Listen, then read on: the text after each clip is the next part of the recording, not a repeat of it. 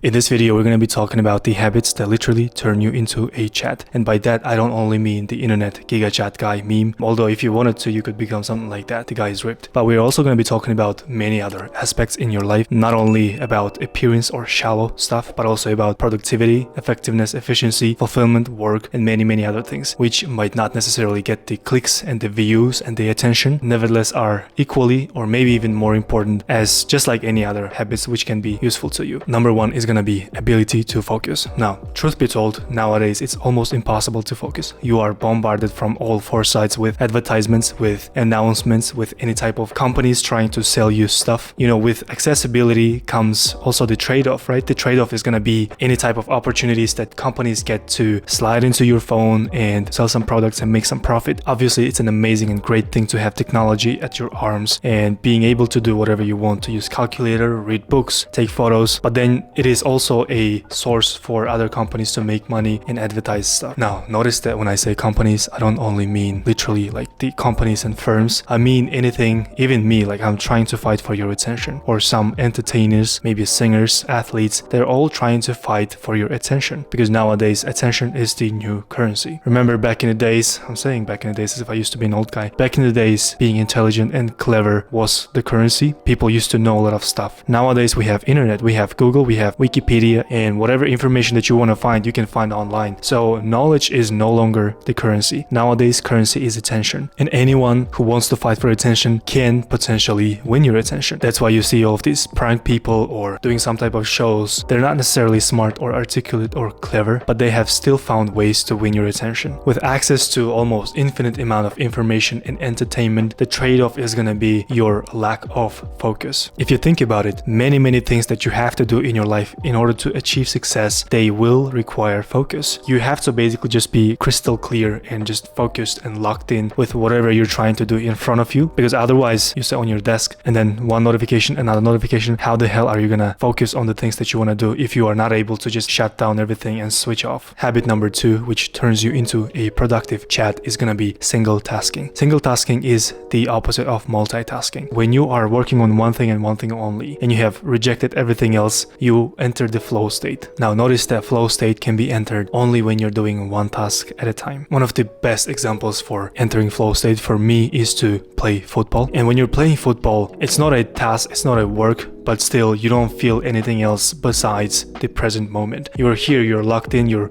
watching the players, analyzing, you're kicking the ball, and whatever is happening outside of football doesn't matter, at least for the time being. If you compare that to work, what do? You get up, sit on your desk, and then you have your phone here, you have your laptop here, you have some music, you have everything that could potentially distract you and make you feel like multitasking is gonna be okay, make you feel like, yeah, you can work on this, write your research paper, but also, try to edit some photos. Just keep in mind that multitasking is actually pointing a gun at somebody, but with a gun pointed at yourself. So it doesn't really give any benefits to you. It just creates more harm than results. Habit number three is gonna be sleep mode. Your sleep mode and your sleep schedule routine determines everything. Of course, they're gonna be night owls, they're gonna be early birds, people who function in different timelines. It is really beneficial for you to just determine one sleep schedule and stick to that routine for as long as you can. So you wake up 7 a.m. almost every morning and then you go to bed almost the same time the night prior. What happens is you develop this ability or habit to wake up at the same time every day without even needing an alarm. For me, that's an amazing thing. You have your biological clock and also your circadian rhythms. So you messing with your sleep schedule will terribly affect your lifestyle, will terribly affect your productivity, your mood, even testosterone levels. I do understand that this comes off as kind of boring and obvious, right? Like sleep well, yeah, who cares? But at the same time, try to understand that sometimes boring things are the most influential and important ones. The next up is gonna be tracking numbers. Basically, you tracking progress, tracking any type of data. Personally, I'm like a humanitarian guy. I never liked math. I never liked numbers. I'm more into creative stuff, into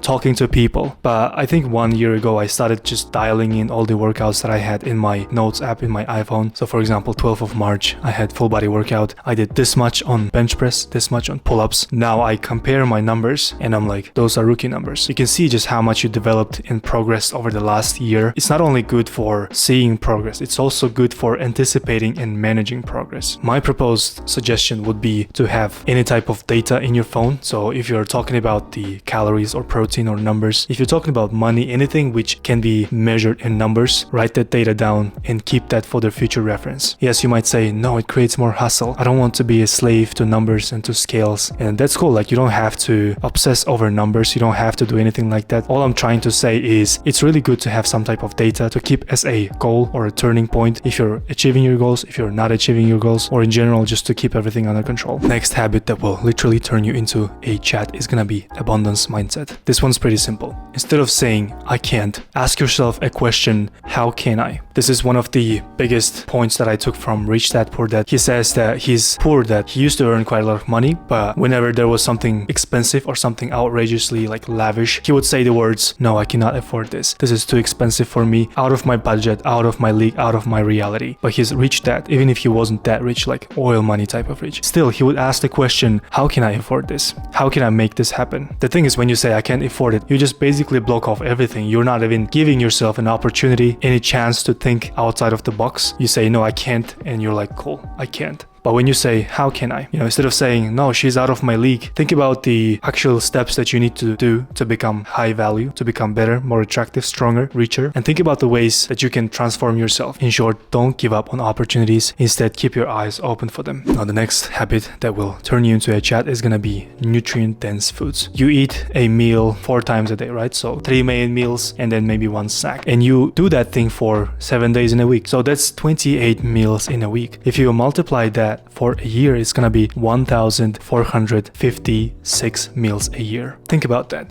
Doing something over and over for a long period of time will definitely change your life. So if you're smoking for 2 years, right, your lungs, they're already fucked. And if you're eating for 1,456 times a year, you're doing the same task over and over again, right? You're using your jaw, you're using all of your certain parts of your body. Think about what happens if you just shove trash down your throat. If all you're eating is fast food, sweets, alcohol, anything that doesn't really have nutritional value, doesn't have quality carbs, quality protein, and healthy fats, if you're not consuming those type of things, there's literally no chance of you not seeing the side effects of it. Meaning, if you eat nutrient-dense foods, for example, grains, protein, eggs, or vegetables, you will definitely see the results in a very short amount of time. Now, try that with fast food, with junk food, and good luck. Just keep that in mind that if you're doing this activity that often, you might as well choose relatively healthier options. And the last habit that will turn you into a chat is gonna be failing forward. This is probably the most important thing that I will mention in this video, and I do understand that nobody likes to lose. I don't like to lose. I don't like to fail. If I set a goal for myself, just like everyone else out there, I want to achieve and I want to be successful at it. I celebrate small wins like a G. But lately, I'm becoming more and more okay with failing and losing. Put it bluntly, just being shit at something. As an example, if you're starting to prepare for a marathon or something like that, the first couple of weeks at least, it's gonna be terrible for you. You're gonna want to give up. You're gonna want to just throw in the towel instead of wiping the sweat off and starting all over again. But what we have to realize is that failing can be stepping stones for further success. Because when you fail,